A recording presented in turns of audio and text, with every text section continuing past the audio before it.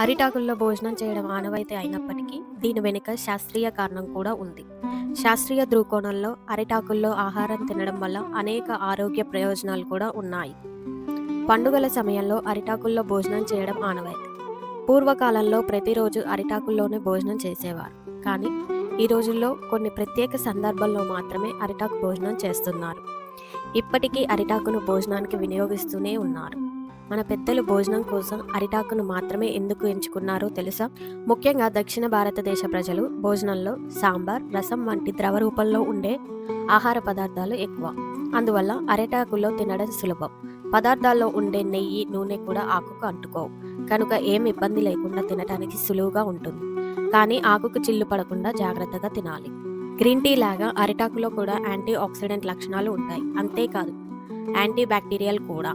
అందువల్ల ఆహారంలోని సూక్ష్మజీవాలను హరించి వేస్తుంది.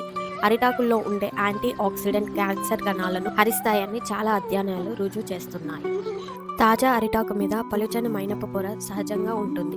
వేడివేడి పదార్థాలు వండించినప్పుడు అది కరుగుతుంది. అలా కరిగినప్పుడు కమ్మని వాసన వెలువడుతుంది. ఇది ఆహార పదార్థాలకు ఒక ప్రత్యేకమైన ఫ్లేవర్ను ఇస్తుంది. ఇది వాటర్ ప్రూఫ్ కావడం వల్ల వీటి మీద ఎలాంటి రసాయనాలు చల్లినా అవి ఆకుకు అంటుకోవు. కాబట్టి వీటి వల్ల హాని తక్కువ. అరిటాకులను కొన్ని ఆయుర్వేద మందుల్లో కూడా వాడుతారు. కొన్ని రకాల మందులను స్వల్పకాలం పాటు ప్యాక్ చేయడానికి కూడా ఉపయోగిస్తారు. ఆయుర్వేదం ప్రకారం అరిటాకుల్లో తినడం వల్ల అనేక చర్మ సంబంధిత సమస్యలు నయమవుతాయి. అరిటాకు మీద భోజనం చేయడం వల్ల కేవలం ఒక సాంప్రదాయం మాత్రమే కాక అది మన ఆరోగ్యాన్ని, పర్యావరణాన్ని మరియు సాంప్రదాయాలను కూడా కలిసిపెట్టే శాస్త్రీయమైన ప్రక్రియ.